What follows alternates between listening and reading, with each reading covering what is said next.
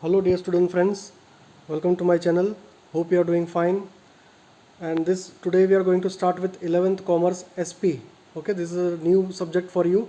If you remember, if you are following my channel, in previous videos we had done the subject of economics and OCM. Okay, economics and OCM. We have completed two chapters of economics and OCM. So now we are going to start the third subject, SP. And after completing two chapters of SP, we will be starting with the main subject, which is bookkeeping and accounts. Okay, so first we are going to see here 11th Commerce SP, chapter number 1, secretary. So as you can see from the screen, this is the textbook page which you have. This is your textbook page, and here we are going to see all the features, duties, functions of a secretary, because this subject is also important for a commerce student, as the subject name goes, secretarial practice. From this you can come to know that this subject fully contains about secretary. All the information is given about a secretary. So after completing your commerce course, even after BCom or something, you can go for company secretary course, CS, which we call in short form. So you can do that course also. So this is a very important subject in a commerce line. So let us see one by one. First of all, origin of secretary. The chapter starts with meaning, definition and origin of secretary. Origin of secretary means what? How did this word or how did this concept came about in this world of a secretary? So let us see about that concept. Here in the first paragraph it is written, until the 19th century, persons involved in the daily correspondence and activities related to finance had assumed the title of secretary. So in ancient period also, in the period of kings and kingdoms also, there were people who were doing indirectly a work of secretary. So from where does this word secretary comes from? So you can see from the second line, in the Latin word, the word secretary is derived from the Latin word secretarius. Okay, the Latin word is what? Secretarius. Secretarius. You have to remember this word because it will be asked in concepts, fill in the blanks, match the column, etc. One word, etc. So secretarius, which means someone who works for a person of a great importance. So from this word we have got this English word secretary. Okay, so secretarius se kya ho gaya? Secretary. Secretarius is a Latin word from which English word has been derived as secretary. Then in Roman Empire also, in Roman times, scribe was a personal, professional letter writer or one who maintains confidential records. So as we have seen in Latin period में उसको क्या बोलते थे? Secretarius. और Roman Empire में उसको क्या बोलते थे? Scribe. SCRIBAE. Scribe. In ancient Indian history, secretary was referred to as अमात्य, सचिव और चिटनिस. ये सारे नाम आपने हिस्ट्री में भी सुने होंगे. ओके, अमात्य, सचिव और चिटनिस. तो ये इंडियन सिविलाइजेशन में, इंडियन हिस्ट्री में इनको सेक्रेटरी को इस नाम से बुलाया जाता था. Okay, so secretary is a modern word, but पुराने ज़माने में भी, okay, in the times of kings and kingdoms also, this person use to work indirectly. और इंडियन सिविलाइजेशन में, इंडियन हिस्ट्री में इसको क्या बोलते थे?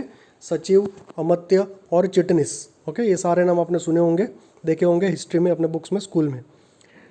तो आज की तारीख में अगर ये ओरिजिन का क्वेश्चन आता है, short note on origin of secretary, तो आपको यही सब लिखना है. Okay, you can just draw a table like this which I have prepared for you. देखो ऐसा एक टेबल बना सकते हो, सिंपल एक टेबल बना सकते हो ऐसा. उसमें आप लिख सकते हो कि सेक्रेटरी का ओरिजिन कैसे हुआ. So first you can write, Latin में उसको क्या बोलते थे? सेक्रेटेरियस. और उसका डेफिनेशन लिख दो, क्या करता था? Confidential writer. फिर रोमन एम्पायर में उसको क्या बोलते थे? स्क्रीबे. ओके, स्पेलिंग राइट लिखना, स्पेलिंग में मिस्टेक नहीं होना चाहिए. प्रोनाउंसिएशन रॉन्ग हुआ तो चलेगा, बट स्पेलिंग में मिस्टेक नहीं होना चाहिए. सो स्क्रीबे क्या था?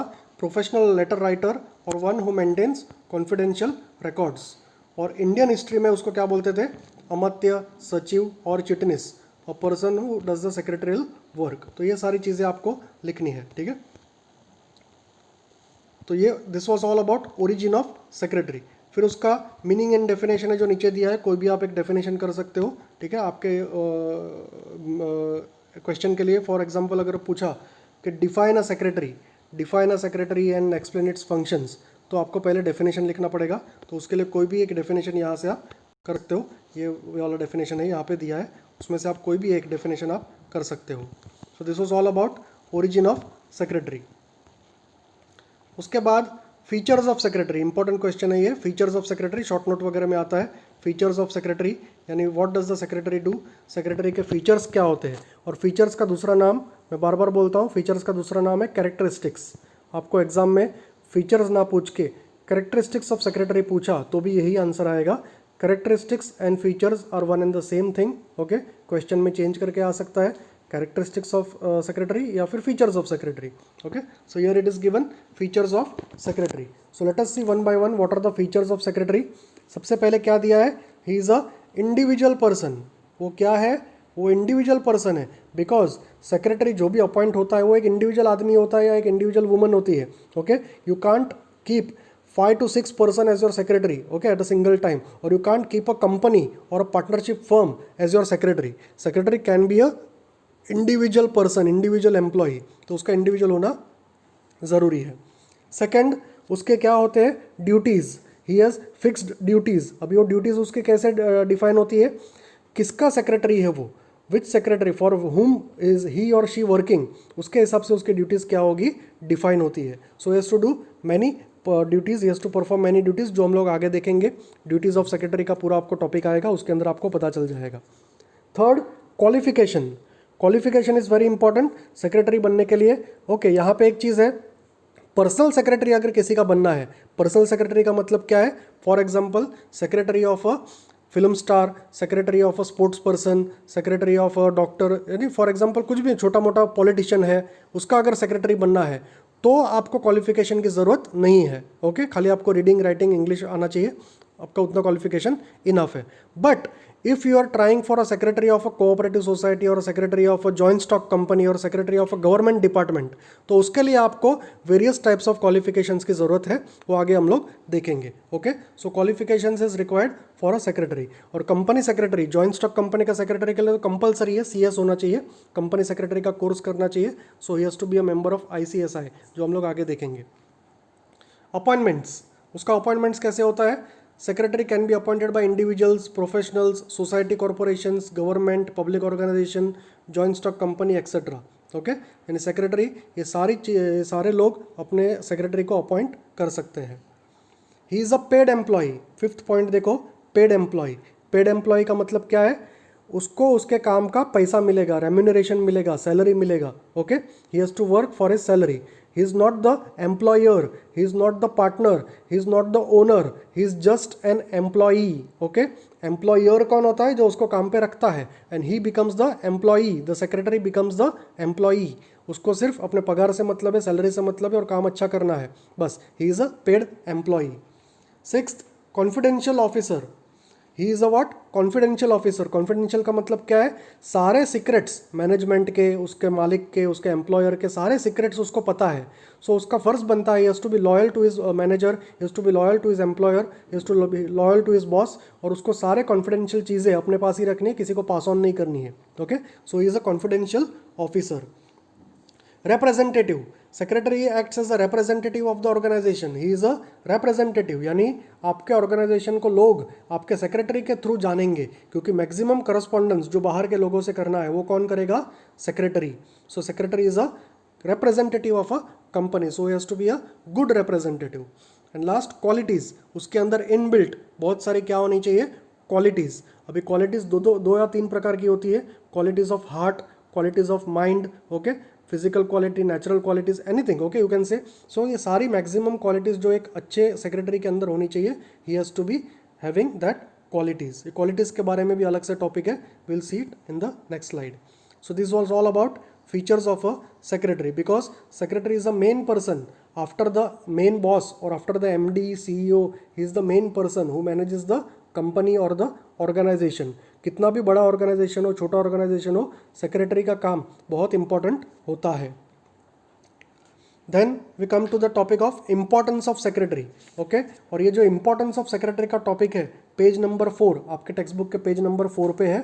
अगर आपके पास वीडियो देखते वक्त टेक्स्ट बुक है तो टेक्स्ट बुक लीजिए और पेंसिल से उसको क्रॉस मार दीजिए। पूरा 1.4 का जो टॉपिक है, पेज नंबर 4 से शुरू हो रहा है और पेज नंबर 5 पे ऊपर थोड़ा खत्म हो रहा है। ओके, सो वो टॉपिक आपको करना नहीं है। मैंने इंस्ट्रक्शन भी लिखा है यहाँ पे कि this topic has been reduced under the board notification issued in July 2020। जुलाई 2020 में एक नोटिफिकेशन आया था कि 25% सिलेबस 11th और 12th कॉमर्स का रिड्यूस किया गया है। ओके, सो उसके लिए ये टॉपिक भी कट किया गया है। आगे भी जैसे जैसे टॉपिक कट किए हुए आपको दिखेंगे मैं आपको बताते जाऊँगा। आप अपने टेक्स्ट बुक में पेंसिल से मार्क कीजिएगा, पेन से नहीं। पेंसिल से मार्क कीजिएगा, पेन से नहीं, बिकॉज पेंसिल से मार्क करेंगे तो अगले साल ये बुक कोई यूज़ कर सकता है, पेन से मार्क कर दिया तो उसको तकलीफ हो जाएगा, क्योंकि अगले साल ये आने वाला है। सिर्फ इस साल के लिए because of this corona pandemic इस साल के लिए रिड्यूस सिलेबस किया है, उसमें से ये टॉपिक क्या किया है, कट किया है। तो आपको ये पढ़ना नहीं है, ये पूछा भी नहीं जाएगा, आपको पढ़ना भी नहीं है। Importance of a secretary. Okay, so keep your textbooks with you whenever you watch my videos. Please keep your textbooks with you. It will be good for your understanding and this marking of this sorts. उसके बाद types of secretary. Okay, types of secretary ये भी important है because पूरा chapter इसके आगे types of secretary के ही ऊपर है।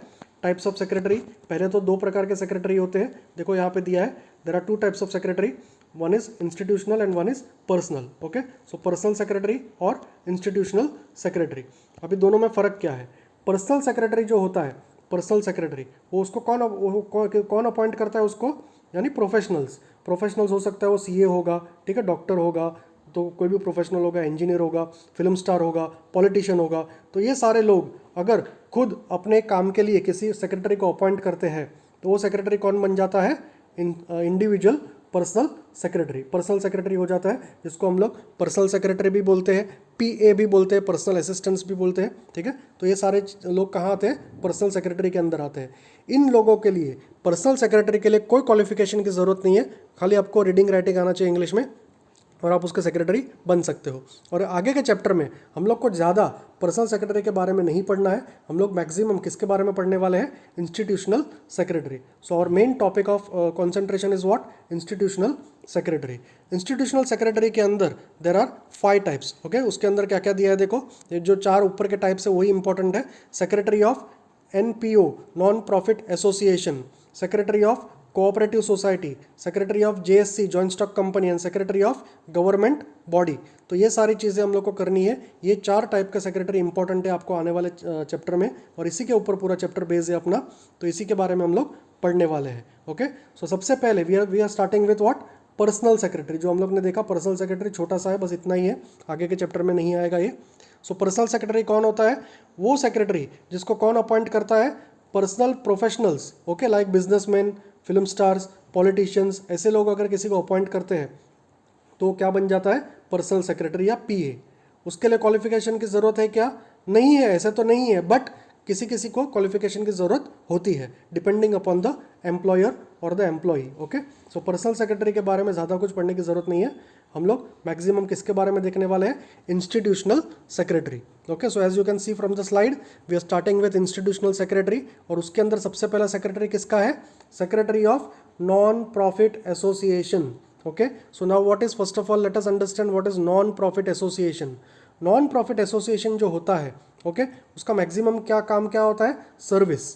Okay, NPO, charity, help, okay, जो भी सोसाइटी के लिए मदद हो सकती है वो करते हैं। आपको 12th स्टैंडर्ड में अकाउंट्स में टॉपिक भी आएगा, इसके ऊपर अकाउंट भी आएगा नॉन प्रॉफिट एसोसिएशन के ऊपर। ओके, बट जस्ट अंडरस्टैंड कि नॉन प्रॉफिट ऑर्गेनाइजेशन क्या होता है, वो एक NGO या चैरिटी ऑर्गेनाइजेशन होता है जो सोसाइटी की सर्विस के लिए बनाया हुआ होता है। ओके, सो ऐसे ऑर्गेनाइजेशन के लिए अगर सेक्रेटरी है तो कैसा होना चाहिए।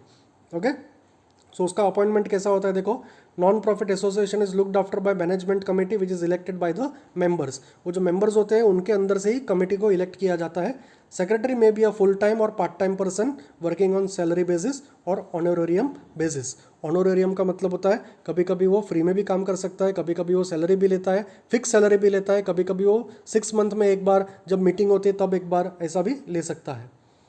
और ये ऐसे नॉन प्रॉफिट एसोसिएशन के एग्जांपल्स देखो यहाँ पे क्या दिए हैं, rotary club, Lions club, sports club, cultural club, आपने देखा होगा, बहुत सारे नाम आपने सुने भी होंगे। तो ये सारे क्लब्स क्या होते हैं, नॉन प्रॉफिट एसोसिएशन होते हैं, और इनके भी सेक्रेटरी को अपॉइंट किया जाता है। अभी इसका क्वालिफिकेशन कैसा होना चाहिए, there is no prescribed qualification for this type of secretary. The secretary should be acquainted with the objects and basic functioning of the organisation. उसको ज़्यादा कुछ क्वालिफिकेशन की ज़रूरत नहीं है, मेंबर होना चाहिए, मेंबर के अंदर से ही वो इलेक्ट हो जाएगा, उसको ज़्यादा कुछ क्वालिफिकेशन की ज़रूरत नहीं है।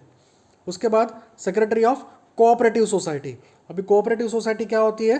कोऑपरेटिव सोसाइटी वो होती है जो मेंबर्स खुद बनाते हैं। Okay, there are various thousands and thousands of members, और वो मेंबर्स खुद एक कोऑपरेटिव सोसाइटी बनाते हैं और उसको चलाते हैं। ओके, सो कोऑपरेटिव सोसाइटी का डेफिनेशन अगर देखो या कोऑपरेटिव सोसाइटी का मीनिंग अगर देखो, तो कोऑपरेटिव सोसाइटी के अंदर उसका मीनिंग ये है कि सबसे पहले तो मिनिमम कोऑपरेटिव सोसाइटी फॉर्म करने के लिए मिनिमम कितने मेंबर्स होने चाहिए? 10। Okay, maximum no limit, maximum कितने भी होंगे तो चलेगा, बट मिनिमम मेंबर्स कितने होने चाहिए? 10। इसके एग्जांपल्स क्या है? Examples are like cooperative banks. आपके गांव में, आपके शहर में कोई कोऑपरेटिव बैंक्स होगा, जिस बैंक के नाम के आगे कोऑपरेटिव ऐसा लिखा होगा, वो कोऑपरेटिव सोसाइटी है।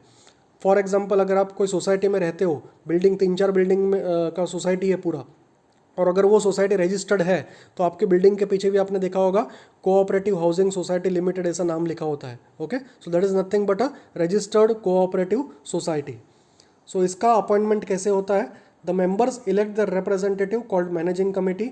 One of the members of the managing committee is appointed as a secretary. Same as about, same as we saw in the non profit association, वैसा ही यहाँ पे भी जो कमिटी मेंबर्स होते हैं उनके अंदर से ही सेक्रेटरी को चॉइस किया जाता है। क्वालिफिकेशन क्या चाहिए उसको? Secretary of a cooperative society does not have specific qualification. Secretary should have good knowledge about cooperative society act and should be at least a graduate, ऐसा बोला है, बट ज़रूरी नहीं है। Okay, so there are no prescribed qualifications required for a secretary of cooperative society और for a non profit association organisation, as we saw in this two types. Okay, so institutional secretary, institutional का मतलब क्या है? Institution. जैसे कि for example हम लोग ने देखा non profit association, cooperative society, आगे हम लोग देखेंगे joint stock company, government department. तो ये सारी चीज़ों के लिए सेक्रेटरी कैसा होना चाहिए वो बारे में हम लोग ने देखा। So 2 things we have completed here, secretary of a non profit association and secretary of a cooperative society. भाई जो बाकी के 2 है वो कौन से हैं? Secretary of a joint stock company and secretary of government department.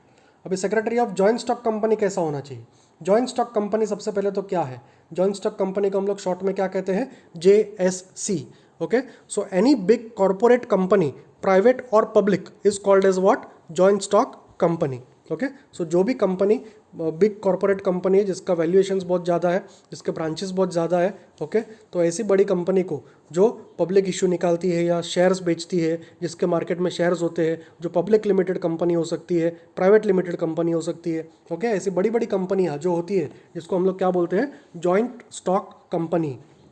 और अगर ऐसी कंपनी का अगर सेक्रेटरी बनना है तो सबसे पहले एक चीज़ क्या ज़रूरी है? He should B a member of ICSI। This is very important, institute of company secretary of India. ये एक बोर्ड है, एक बॉडी है जो सेक्रेटरियल कोर्स को बनाता है, CS कोर्स को बनाता है, और CS पास होने के बाद आपको डिग्री सर्टिफिकेट देता है, रजिस्ट्रेशन नंबर देता है, तो आपको ICSI का मेंबर होना चाहिए if you want to become a secretary of a corporate joint stock company. Okay, so what is a joint stock company? ऊपर देखो सबसे पहले मीनिंग लिखा है, joint stock company is a form of organisation which is considered to be most suitable for organising business activities on large scale. मैंने बताया ना, बहुत लार्ज स्केल पे अगर कोई बिजनेस होता है which have many branches, which has many turnover in crores and crores. Okay, so ऐसी बड़ी कंपनी को मैनेज करने के लिए मैनेजिंग कमेटी, MD CEO तो होता ही है, बट मेन पर्सन कौन होता है? Secretary.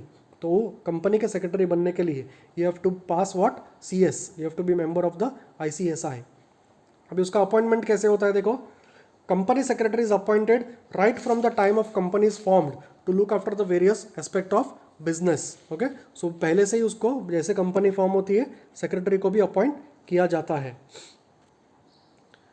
Qualification, as per section 203 of companies act 2013, the company secretary must be a member of institute of company secretary of India. ये जो ऊपर लिखा है ICSI, उस इंस्टीट्यूट का मेंबर होना जरूरी है, कंपलसरी है, then only you can become a secretary of a joint stock company. Okay, then we have secretary of government department, जिसको हम लोग शॉर्ट फॉर्म में क्या बोलते हैं? IAS। आपने सुना होगा IAS, उसका फुल फॉर्म क्या है? Indian administrative services. Okay, so IAS, this is a very tough exam to crack. Okay, आपने सुना होगा MPSC, UPSC जो एग्जाम्स होते हैं। ओके, तो ये एग्जाम्स क्रैक करना होता है and then you are selected for civil courses. Okay, उसके बाद आपका सिलेक्शन होता है, then you are appointed as an IAS officer. Okay, तो उसके लिए आपको बहुत सारी पढ़ाई करनी पड़ती है। तो कहने के लिए अगर आपको सेक्रेटरी ऑफ गवर्नमेंट डिपार्टमेंट कर बनना है तो उसके लिए आपको कौन सा कोर्स इंपॉर्टेंट है? IAS। So government departments are those departments working under the various ministers of state and central government. Government के अंडर में बहुत सारे डिपार्टमेंट होते हैं और उस डिपार्टमेंट का अगर आपको सेक्रेटरी बनना है तो you have to be what? IAS। Appointment कैसे होता है देखो, in the functioning of government of India and state government a secretary is appointed is the administrative head of ministry और department. In the union and state government, secretaries hold positions as heads of department like finance secretary, defense secretary, home secretary. Okay, ये सब आपने सुना होगा। Qualifications उसके लिए मैंने जैसे बताया आपको, he must be what? IAS, public service exam उसने पास किया होना चाहिए, public service commission of India. ठीक है, तो कहने के लिए वो IAS क्वालिफाइड होना चाहिए, तभी वो क्या बन सकता है? Secretary of a government department. Okay, IAS officers are basically considered very intelligent because they have vast knowledge in every aspect of their education. Okay, so तो कहने के लिए secretary of joint stock company के लिए क्या होना चाहिए? CS, use to be member of ICSI। And secretary of government department के लिए कंपलसरी क्या होना चाहिए? Use to be IAS officer. Okay, Indian administrative services का एग्जाम पास किया होना चाहिए। So this were the qualifications. उसके बाद फंक्शंस ऑफ अ सेक्रेटरी, यानी एक सेक्रेटरी क्या करता है। ओके, तो जैसे कि you can see from this picture, this secretary is managing, she is multitasking. Okay, वो मल्टीटास्किंग कर रही है, अकेली हैंडल कर रही है इतने सारे काम। ओके, सो कहने के लिए सेक्रेटरी के जो फंक्शंस होते हैं वो मल्टीटास्किंग फंक्शंस होते हैं। उसके पास बहुत सारे फंक्शंस होते हैं जो उसको करने होते हैं। सो सेक्रेटरी का जो फंक्शंस होता है it is what? Basically multitasking. तो क्या क्या फंक्शंस करते हैं वो देखते हैं। सबसे पहले फंक्शंस ऑफ सेक्रेटरी के अंदर पहला पॉइंट क्या है? Correspondence. Correspondence means what? Correspondence with in the company and external correspondence outside the company. Okay, correspondence के अंदर emails, letters, phone calls, everything, सब कुछ आ जाता है। तो ये सारा करस्पॉन्डेंस कम्युनिकेशन कौन करेगा? सेक्रेटरी करेगा। ऑफिस मैनेजमेंट, ऑफिस मैनेजमेंट के अंदर भी सब कुछ आ जाएगा। ऑफिस मैनेजमेंट सुबह से लेकर शाम तक जब भी ऑफिस चालू रहती है उसको मैनेजमेंट को देखना, ओवरव्यू करना, ओके, हेल्प करना, और ये सारी चीज़ें मैनेजमेंट के अंदर आती है। ठीक है, गाइड करना, सुपरवाइज करना, कंट्रोल करना, ये सब चीज़ें सेक्रेटरी को करना है डेली बेसिस पे। Third, reception function. अगर कोई बाहर से कोई एक्सटर्नल कोई लोग मिलने आते हैं तो डायरेक्ट वो अपने बॉस को नहीं मिलते हैं, पहले सबसे पहले किसको मिलना होता है? सेक्रेटरी को। तो सेक्रेटरी उसको रिसीव करती है, ठीक है, उसको कर्टियसली उसके साथ बात करती है। ठीक है, उसके बाद उसको पूछने के बाद, अपॉइंटमेंट लेने के बाद उसके बॉस के साथ उसका मीटिंग फिक्स होता है। सो कहने के लिए शी और he does reception function. Financial functions, secretary handles the banking transactions and maintains proper books of accounts. Secretary has to keep watch on receipts and payments etc etc. तो ये सारा पूरा दिन का जो बैंकिंग का काम होता है या रिसिप्ट्स एंड पेमेंट्स का काम होता है, डॉक्यूमेंटेशन का जो काम होता है, फाइनेंशियल एस्पेक्ट्स का जो काम होता है, every work related to finance is controlled by secretary. Arranging meetings, this is also important function, कि जो भी मीटिंग अरेंज होती है, फॉर एग्जांपल अगर एनुअल जनरल मीटिंग है, बोर्ड मीटिंग है, एक्स्ट्राऑर्डिनरी जनरल मीटिंग है, ठीक है, एम्प्लॉय मीटिंग है, लेबर मीटिंग है, कोई भी टाइप की मीटिंग कंपनी में जो होती है उसको अरेंज करने का काम right from the time of before the meeting, during the meeting and after the meeting, पूरे सिनारियो में secretary plays a very important role. Sixth, statutory functions. Now what do you mean by statutory? Statutory functions वो होते हैं जो legal होते हैं, compulsory होते हैं, वो उसको करना ही होता है। Okay, for example office management के फंक्शन में अगर वो 1-2 दिन लेट करेगी तो चलेगा, बट स्टैट्यूटरी फंक्शंस में you can not delay anything because statutory means legal. You have to do that on basically on that given period of time.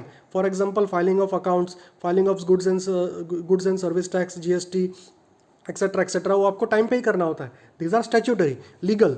Okay, तो ये आपको स्टैट्यूटरी फंक्शंस के अंदर आता है। उसके बाद है असिस्टेंस इन फॉर्मुलेटिंग पॉलिसीज। अभी जब बड़े बड़े बोर्ड ऑफ डायरेक्टर्स या MD या CEO जब मीटिंग करते हैं तो उसके साथ कौन बैठता है? सेक्रेटरी। तो सेक्रेटरी उसको क्या करता है? असिस्ट करता है formulating in what? Policies. Eighth, providing information. Secretary provides accurate information related to various departments in organisation और वो सारे डिपार्टमेंट्स को जानता है, पहचानता है, उसको उसके साथ काम करता है। इसके लिए उसको डायरेक्ट एक्यूरेट इन्फॉर्मेशन उसके पास होता है। और ये इन्फॉर्मेशन किसको प्रोवाइड करेगा? वो अपने ऊपर बॉसेस को प्रोवाइड करेगा। एंड लास्ट, एडमिनिस्ट्रेटिव फंक्शन जो नॉर्मल होता है उसको करना ही होता है, जैसे कि for example office work, employees का देखना, training, promotion, all this statutory work or the administrative work is done by the secretary on a daily basis. Okay, so these are the multitasking functions. जैसे कि picture में भी बताया है, secretary does what? Secretary does multitasking functions on a daily basis. और ये सारे functions उसके लिए इंपॉर्टेंट होते हैं बिकॉज ही और she is the main important link for a company, okay, within the company also and for external sources also a secretary plays a very important role. तो उसके functions भी बहुत important होते हैं। Then we have qualities of a secretary, यानी एक secretary के अंदर क्या qualities होनी चाहिए। और qualities जैसे मैंने पहले ही बताया, qualities दो प्रकार की होती है, head and heart, okay, उसका दिमाग कैसा है और उसका दिल कैसा है। तो कहने के लिए ये सारी क्वालिटीज़ उसके अंदर होनी चाहिए, एक अच्छे इंसान के अंदर भी होनी चाहिए और एक अच्छे सेक्रेटरी के अंदर भी होनी चाहिए। So let us see one by one what are the basic good qualities required for a secretary. सबसे पहले वो क्या होना चाहिए? एक्यूरेसी। अभी एक्यूरेसी का मतलब ये नहीं कि 100% वो हमेशा सही काम ही करेगा, okay, no, okay, because you know man makes mistake, okay. हम कोई भी आदमी परफेक्ट नहीं है, ठीक है, भगवान ने किसी को भी परफेक्ट नहीं बनाया, मिस्टेक्स होता है, but we should try to be more accurate than we were before, okay. So हम लोग को अगर कोई गलती भी होता है तो उससे सीख के हम लोग को नेक्स्ट टाइम वो रिपीट नहीं करेंगे। तो एक्यूरेसी हमारे पास होनी चाहिए। अभी यहाँ पे एक्यूरेसी का मीनिंग क्या दिया है, देखो एक्यूरेसी के बारे में क्या लिखा है। Accuracy means correctness, okay. यहाँ पे एक्यूरेसी का मीनिंग क्या दिया है? Correctness. You have to be correct in all aspect. A secretary must be accurate in his work like drafting letters, recording minutes, maintaining records. Accuracy is one of the quality of ideal secretary, यानी आपको आप जो भी काम आप करते हो उसके अंदर आप क्या मेंटेन करनी चाहिए? एक्यूरेसी। फॉर एग्जाम्पल, अगर 10,000 की जगह आपने लेटर में एक जीरो ज़्यादा ऐड कर दिया तो 10,000 का क्या हो जाएगा? 1 लाख हो जाएगा। तो that is a big mistake, okay. So आपको चेक करना पड़ेगा, लिखने के बाद भी you have to check it once more so that you can maintain your accuracy. उसके बाद एडेप्टेबिलिटी। एडेप्टेबिलिटी का सिंपल इंग्लिश मीनिंग क्या होता है? To adjust as per the changing condition. यहाँ पे भी वही मीनिंग है, सेक्रेटरी को क्या करना चाहिए? As per the changing situations in the market he has to adjust himself, he has to adopt himself and he has to adopt all the policies for the company according to the changing market competitive situations. So this is called as adaptability. वो कहते हैं ना change, आपको change करते रहना चाहिए। Accuracy, adaptability आपके अंदर इनबिल्ट क्वालिटी होनी चाहिए। You have to be adopt to any given situation. अभी जैसे कि अभी कोरोना का पेंडेमिक चल रहा है, तो you have adopted your self for all online learning. इसके पहले आप ऑनलाइन लर्निंग नहीं करते थे, लेकिन अभी आपने उसको अडॉप्ट कर लिया है, ओके। आपने अडॉप्ट कर लिया, आपने उसको अपने अंदर अपना लिया है, बिकॉज आपको पता है this is the main requirement of this changing times. So this is called as adaptability. Third, cooperativeness. अभी he is to be what? Cooperative. Cooperative in the sense what? Cooperative with his employees, cooperative with his colleagues, cooperative with his underline, overline, यानी जो भी उसके नीचे काम करता है, जो भी उसके ऊपर काम करता है, सबके साथ उसको कैसे काम करना चाहिए? इन cooperative sense while maintaining the spirit of togetherness. Fourth, courtesy. Courtesy उसके बातों में होनी चाहिए, उसके लैंग्वेज में होनी चाहिए, okay. Courtesy it implies what? Politeness and kindness. हर अच्छा इंसान, हर अच्छा सेक्रेटरी को कैसा होना चाहिए? Polite, kind, okay. Secretary should be courteous while dealing with people, because वो कंपनी का रिप्रेजेंटेटिव है। लोग कंपनी को उससे जानते हैं, तो उसको कंपनी का नाम अच्छा रखने के लिए खुद क्या होना चाहिए? कर्टियस। Fifth, initiative. इनिशिएटिव का मतलब क्या है? He should take the initiative to do the work completely, okay. अगर कोई काम पड़ा है तो he should take the initiative कि नहीं मुझे आज नहीं कर तो कल तो करना है, तो चलो अभी कर लेता हूँ। तो he should take the initiative, और उसको देख के दूसरे लोग भी इनिशिएटिव लेके काम करेंगे तो कंपनी का एफिशिएंसी क्या होगा? बढ़ जाएगा। उसके बाद लीडरशिप क्वालिटीज़। लीडरशिप क्वालिटीज़ का मतलब है वो एक लीडर की तरह एक्ट करेगा, उसके नीचे जो काम करने वाले लोग होते हैं उनके अंदर वो ऐसे क्वालिटीज़ डालेगा जो एक लीडर डाल सकता है और अपना काम करवा लेगा, ओके। उसको बोलते हैं लीडरशिप क्वालिटीज़। उसके बाद लॉयल्टी। लॉयल्टी किसके लिए? अपनी कंपनी के लिए, अपने मालिक के लिए, अपने बॉस के लिए, because he is appointed employ. हम लोग ने पहले ही देखा, he is a paid employ of the company, of the boss, okay. So he has to be loyal to his company. वो पूरी ईमानदारी के साथ काम करना चाहिए। एथ, ऑर्डरलीनेस। ऑर्डरलीनेस यानी पूरा काम जो करता है वो it should be in order, okay, mess नहीं होना चाहिए, सब कुछ काम कैसा होना चाहिए, एक्यूरेसी, ऑर्डरलीनेस वे में होना चाहिए। 9th, pleasing personality. अभी प्लीजिंग पर्सनालिटी का मतलब ऐसा नहीं कि वो ऋतिक रोशन जैसा दिखना चाहिए, ओके, बट प्लीजिंग पर्सनालिटी का मतलब है he should be well dressed, okay, he और she should be well dressed, okay, उसका अटायर जो होना चाहिए वो अच्छा होना चाहिए, ओके। सो कहने का मतलब ये है उसका पर्सनालिटी कैसा होना चाहिए, प्लीजिंग पर्सनालिटी होना चाहिए, चेहरे पे मुस्कान होनी चाहिए, उसका चेहरा ऐसा होना चाहिए कि लोग उसको देखें तो ऐसा लगे कि नहीं इसके साथ हम लोग को बात करना चाहिए। तो आपने देखा होगा बहुत सारे कंपनी में बैठे हुए लोग होते हैं, बहुत खड़ूस किस्म के दिखते हैं, कितने खड़ूस किस्म के कि हम लोग बात क्या करेंगे। तो कहने के लिए आपका पर्सनालिटी कैसा होना चाहिए, प्लीजिंग पर्सनालिटी होना चाहिए, सामने वाले को भी अच्छा लगना चाहिए। 10th, knowledge Sikar. वो हमेशा क्या करना चाहिए, न्यू नॉलेज एक्वायर करने के पीछे होना चाहिए, क्योंकि वो जितना नॉलेज एक्वायर करेगा उसके लिए और उसकी कंपनी के लिए अच्छा होगा। 11th, punctuality, okay, very important. Punctuality means what, to be on time, okay. Punctuality बहुत इंपॉर्टेंट होती है एक चीज़ आपकी लाइफ में भी, as a student also punctuality is very important, because एक कहावत है कि punctuality is half battle won. Punctuality is what, punctuality is half battle won, यानी अगर आप पंक्चुअल हो तो 50% का आपने अपना खुद जीत लिया है काम, ओके। आगे का 50% आपके एफिशिएंसी के ऊपर है। बट अगर आप पंक्चुअल है, फॉर एग्जांपल अगर आपका कॉलेज 7:15 को स्टार्ट होता है और आप रोज 7:30 को जाते हो तो you are not punctual, so you should imbibe that qualities of punctuality, okay. Discipline होना चाहिए लाइफ में, पंक्चुअलिटी होना चाहिए, क्योंकि आपको बहुत सारे एग्जांपल्स मिलेंगे हिस्ट्री में भी, ओके, कि जो लोग पंक्चुअल नहीं थे उनके साथ क्या हुआ और जो लोग पंक्चुअल थे उसके साथ क्या हुआ। तो एक आपको एक एग्जांपल देता हूँ। फॉर एग्जांपल आपने सुना होगा इंडिया के 2 बड़े सुपरस्टार्स का नाम आपको भी पता होगा, अमिताभ बच्चन एंड राजेश खन्ना जी, ओके। तो ये अपने ज़माने में दोनों बहुत बड़े सुपरस्टार्स थे।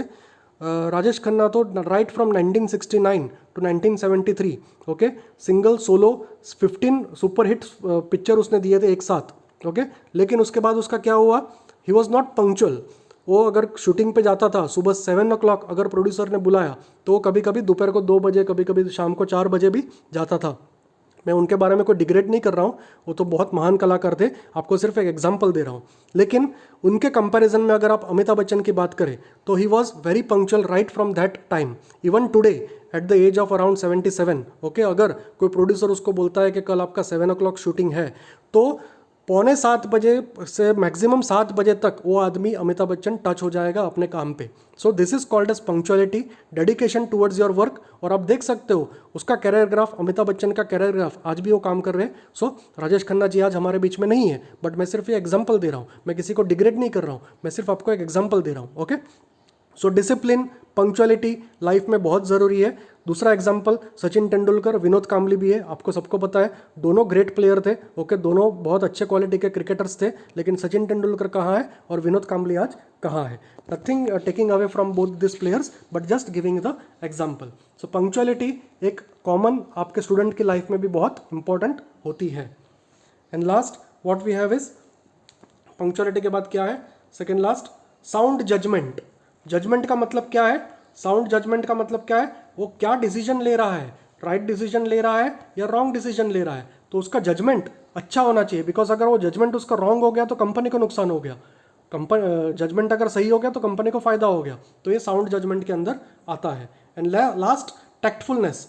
टैक्टफुलनेस का मतलब क्या है, लोगों को हाथ में रखना, ओके। टैक्टफुलनेस यानी लोगों को अच्छा बोल के अपना काम करवा लेना, उसको बोलते हैं tactfulness, with tact, okay, with all your clever mind. आप टैक्टफुलनेस तरीके से, okay, it means ability of a person to handle a situation in the right manner, tactfulness, यानी लोगों के पास से सेंसिबल तरीके से आपको काम करा लेना है, उसको क्या बोलते हैं, tactfulness. So this was all about qualities of a secretary. Important question है, आपको इतने सारे पॉइंट्स नहीं करने हैं। अगर ये लॉन्ग क्वेश्चन के अंदर भी आता है तो you have to do maximum 7 to 8 points, okay, you can do 7 to 8 points maximum for a 8 mark question also। and अगर ये 4 मार्क के लिए आता है तो 5 points are more than enough। सारे पॉइंट्स पढ़ लो, उसके बाद आपको जो अच्छे पॉइंट लगे उसको मार्क करके थरली कर लो तो आपको काम आएगा। And last part of this chapter एक पूरा डिस्टिंग्विश दिया है, आपके टेक्स्ट बुक के पेज पे भी दिया होगा। आप जब टेक्स्ट बुक देखोगे तो पेज नंबर 10 और 11 पे दिया है डिस्टिंग्विश दिया है, distinguish between all the types of institutional secretary, यानी सॉरी पर्सनल, इंस्टीट्यूशनल, सब कुछ आ गया है इसके अंदर।